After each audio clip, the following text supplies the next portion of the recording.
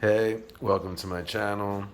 This is going to be my first video. I'm going to be doing spark plugs and ignition packs or ignition coils for a 2013 Mini Cooper base model r56. You just need a spark plug remover or socket. A T30 should get your ignition coil cover, the engine cover, you'll see, and then a socket wrench, spark plugs, ignition coils, and a torque wrench, some gloves, and I got this little air blower as opposed to using a can of compressed air to take out any dust from the spark plug holes.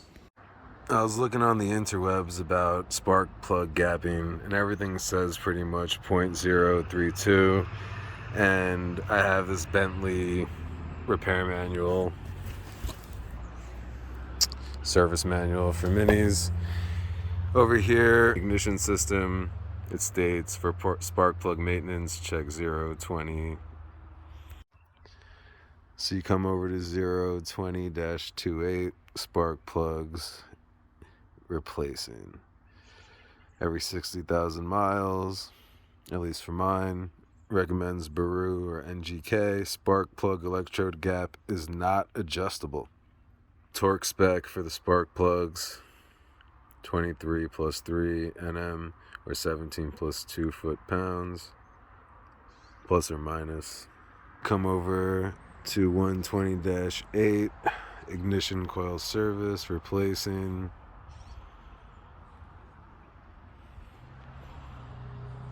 Pretty straightforward. Pull it out, put it back in. So with that being said about the recommended gapping and not changing the gap because they come pre-gapped, especially from NGK, I checked it and they were gapped like super small, nowhere near the .032, and yeah, when you Google that, NGK says that they should come pre-gapped, but they may need to be adjusted. Okay, here we go. Hopefully you guys have a good enough view. I am going to be doing everything, if I haven't mentioned already, with basically 1.5 hands. My right arm is partially paralyzed.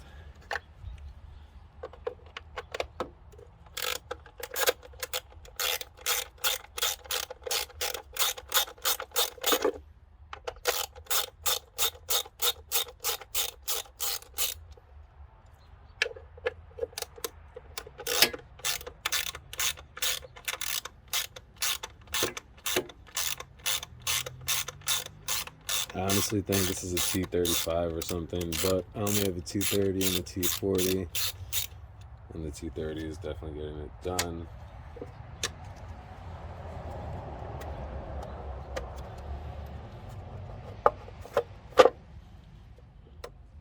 I don't know if you can see, but there's a few pressure clips right in there.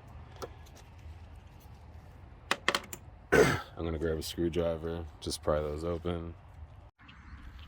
Okay, so basically, just grab the little flathead.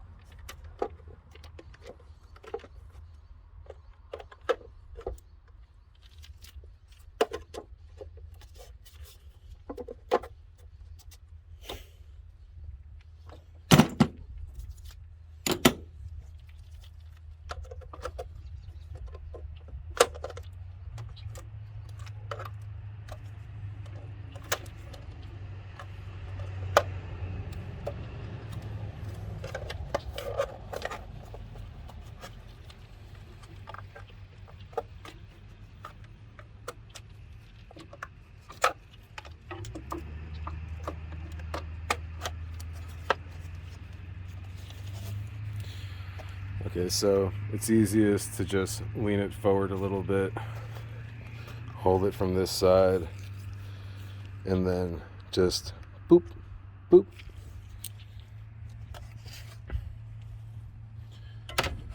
Just gonna blow off whatever air, whatever dust, not air, whatever dust I can with this little air gun, which is surprisingly, if you can hear me over this, moving a decent amount of dust.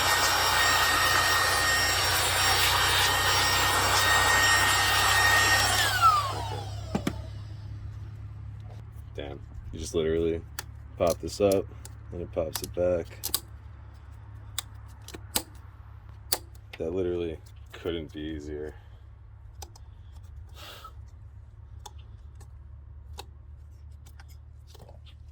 I mean, come on. One.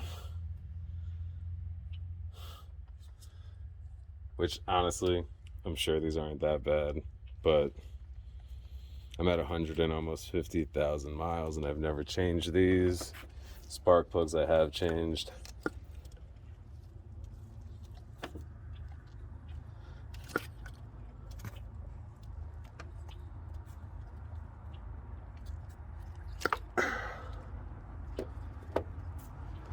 So I'm gonna try and give you a slightly better view of the inside. Everything looks okay. Surprisingly cleaner than expected. No oil or anything, which I know can happen. Boom. Something that happened, these little like sleeves popped up when I pulled them out. Well, except for that one, which was like the hardest to pull out. Not sure why.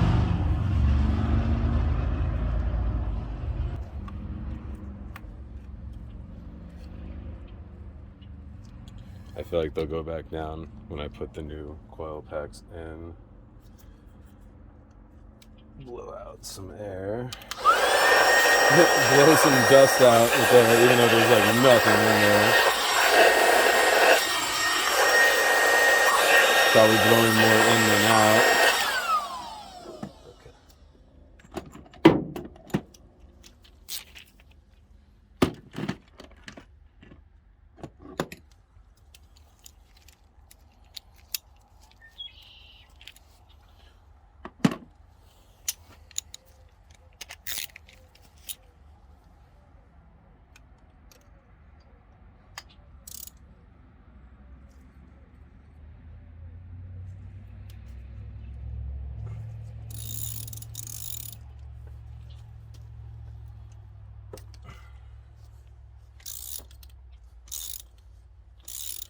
I feel like those might have been in there tighter than to specifications.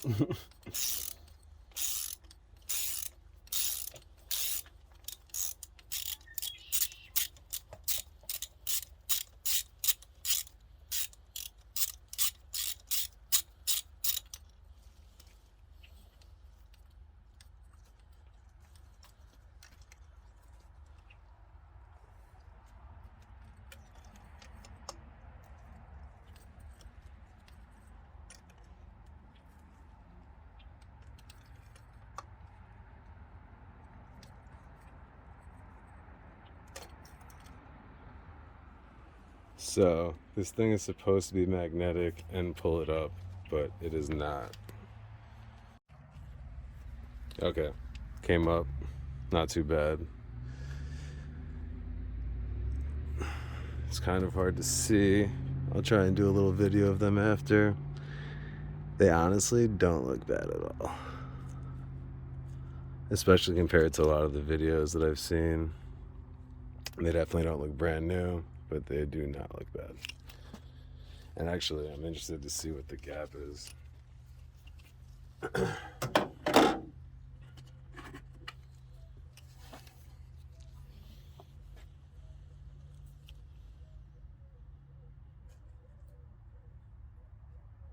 I mean, yeah, they're a little bit overgapped. They're at like 0.035. All right, well, good to change.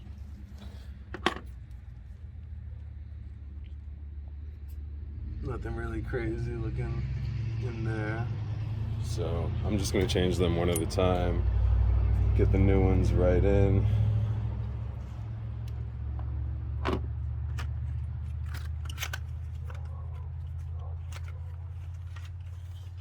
And then I'll torque them all down at the end. Brand new. Now I'm gonna lower it in super slowly. And carefully. And try and just finesse it in. Twist it back a little so it sits. Just hand tighten it in.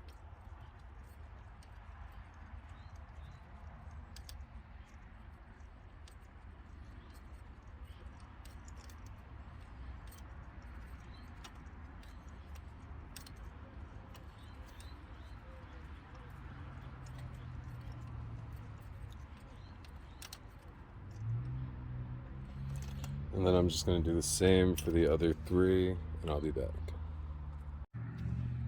Okay, just doing the last one now. So it seems that even with the compressed air or the little blower, when you're taking them out, you're going to get like a little bit of something on the inside.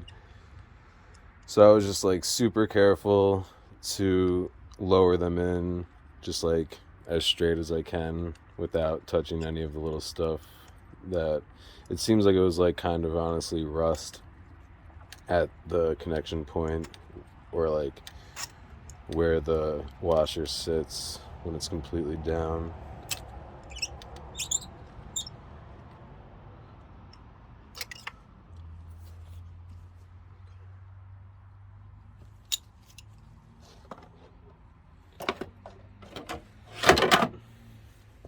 Now just get your torque wrench, set it to 23 Newton meters, and I'm going to do that real quick. Okay, here we go. We got, oh man, one day I'll get better at that, but we got basically 20.3 plus 2.7, aka 23 Newton meters, and then 10 plus 7, hard to see, 17 foot-pounds. Got the extension.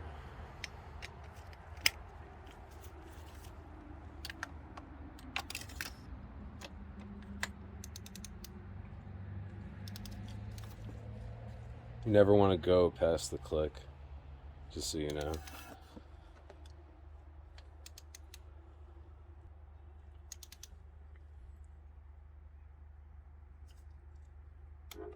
Done.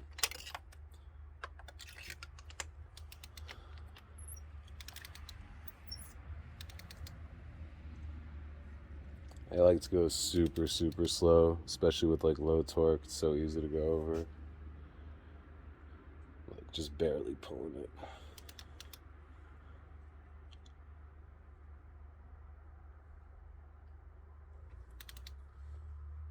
Done.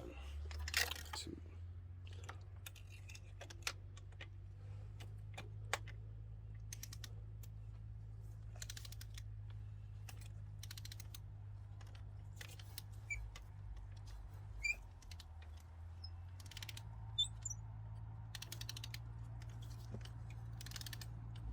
Okay.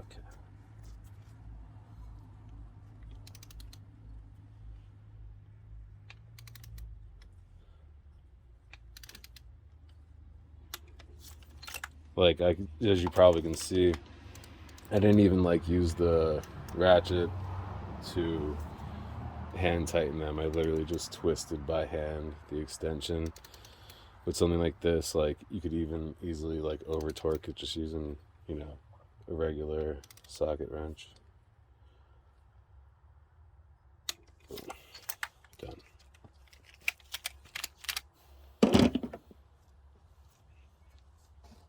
So, you know, a lot of people recommend dielectric grease and all these other things to add on, and I'm all for using like proper components when needed, but it's not recommended by many, so I will not be freshy.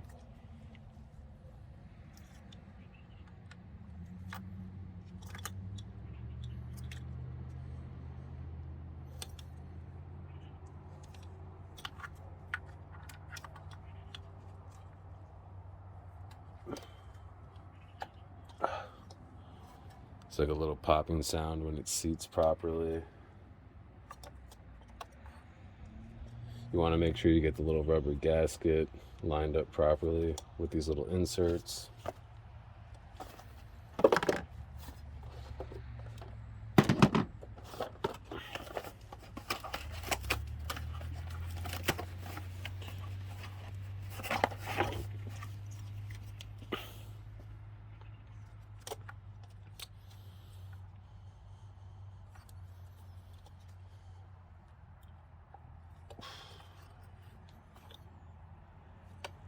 a nice little sound, I can't lie. Just like satisfyingly in there.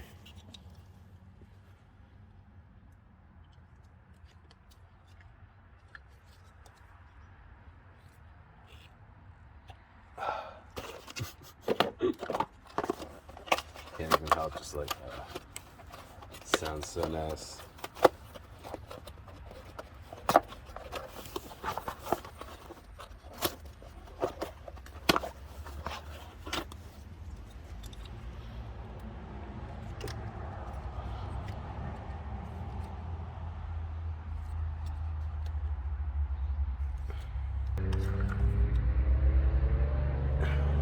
On there, and then pop these back in.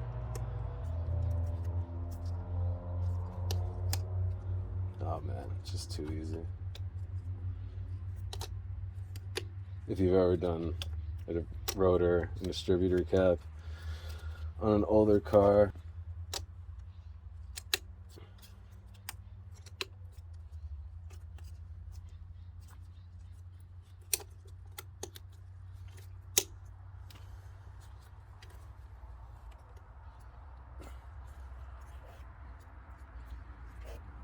all set. Now, before I cover it, I'm just gonna give it a start, see how it sounds, be right back. Gotta go grab the keys.